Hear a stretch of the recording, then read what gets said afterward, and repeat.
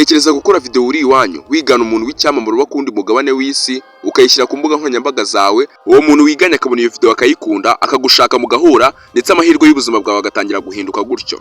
Ibi ngibi si filimi, ahubwo ni inkuru yabaye ku bantu babiri bakomoka mu bice bibiri bitandukanye by'isi, nk'uwitwa Kagarara wamenyekanye cyane nka Ashton Small akaba akomoka mu gihugu cy'u Rwanda, ndetse n'umuntu witwa Yugenda Irakushwa wo mu gihugu cy'Ubuhinde wamenyekanye cyane nka Ashton India. Aba ngaba bombi bose bamenyekanye cyane kubera gukora video bigana umunyamerika w'icyamamare mu bijyanye na fitness witwa Ashton Hall. Ubu ngubu tuvugana uwitwa Ashton Small cyangwa se Kagarara wo mu Rwanda amaze guhabwa amafaranga arenga miliyoni 7 z'amanyarwanda n'ibihumbi 500. Uyu munyamerika w'icyamamare ariwe Ashton Hall amaze guhereza Kagarara amafaranga agera kuri miliyoni 7 z'amafaranga y'amanyarwanda, ashyiraho n'imodoka yo mu bwoko bwa Kia.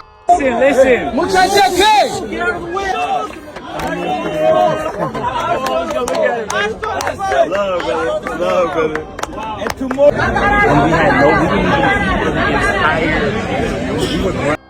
Ariko se Ashton Hall yababonye gute? Ni iki yakoze nyuma yo kubona video zabo? Ni gute Kagarara wisanze ari kumwe n'icyamamare ndetse bari no gukorana tour izenguruka bimwe mu bihugu byo muri Afrika? Muri kino kiganiro tugiye kubikurikirana byose kuva ku ntangiriro kugeza uyu munsi. Reka mbonereho no kuguha ikaze muri kino kiganiro. Kino kiganiro ni ikiganiro cyitwa Bimenye gitambuka kuri no muyoboro wa YouTube channel ariwe Messe Empire Talks. Kora subscribe kugira ngo ujye ubona ibiganiro byiza nk'ibi ngibi buri munsi. Njye ugutegurira nkanakugezaho kino kiganiro banyita Promesse niyo nagize, aka the king of this upward plus 251 K234. Ni amazina nk'aye njyahwe gusa ndyankwemeye kurya ibiti ngira nemeye kugusobanurira. Nyita Messe, urakaza neza kuri channel yo gusobanukirwa ibiganiro bifite ireme, niwe mwihariko wacu.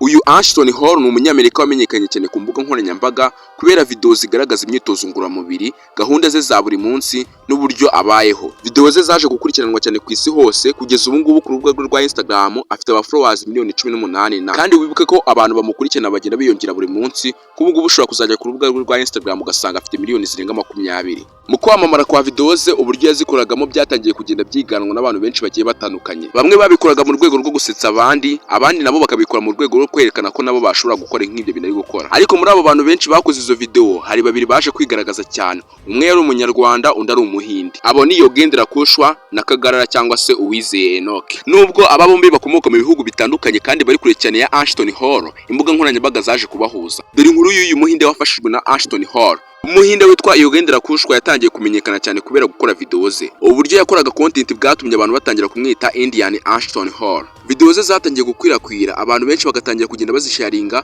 kugeza ubwo inkuru yaje kugera kuri Ashton Hall ubwe. Ashton Hall mu kubona video z'uyu muhinde yaje kujya mu Buhinde barahura ndetse banakorana content. Ibi ngibi byatumye India Ashton Hall arushaho kumenyekana. Abantu benshi batari basanzwe bamuzi batangira gukurikirana no gushaka kumenya inkuru ye. Ashton Hall yagiye akora ibintu bitangaje uno muhinde, ariko ikintu cyaje gutangaza benshi kurushaho ni impano ikomeye Ashton Hall yahaye uno muhinde. Baze ko yamuhaye imodoka yo mu bwoko bwa Mahindra Torax. Iyo modoka yabaye imwe mu mpano zikomeye zavuzwe cyane mu nkuru yabo.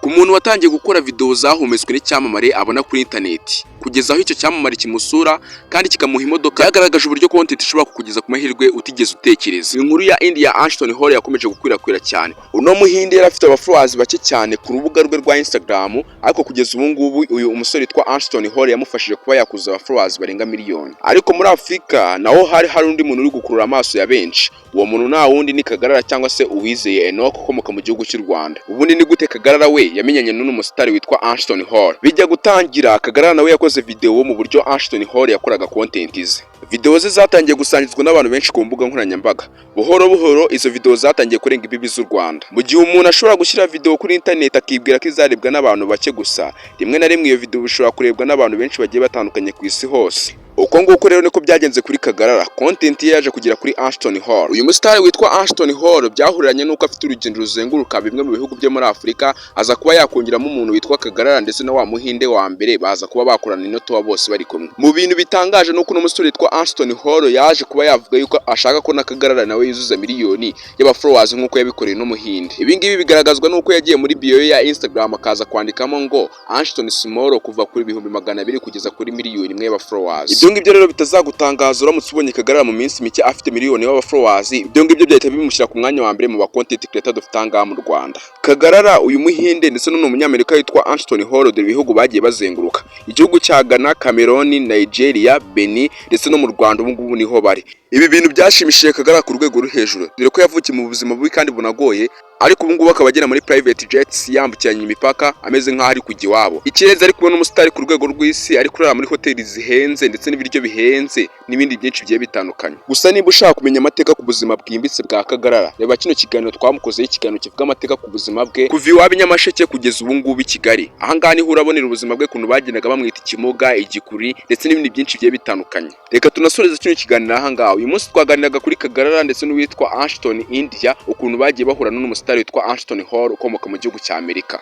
Kino kiganiro niba wagikunze, ibuka ukore like ugisharinga inshuti zawe, kandi nimba ari ubwa mbere wisanze kuri uno muyoboro wa YouTube channel, ibuka ukore subscribe ufungure inzogera kugira ngo nawe ujye ubona ibiganiro byiza nk'ibi ngibi buri munsi. Njye mwabonaga muri kino kiganiro banyita Promesse, niyo nagize aka the king of this upward plus 251 K034. Ni amazina nk'aye Ndyankwe, gusa Ndyankwe remeye kurya ibiti, njye nemeye kugusobanurira nyita Messe. Ndabashimiye cyane, ibiganiro bifite ireme n'umwihariko wacu. Ciao ciao.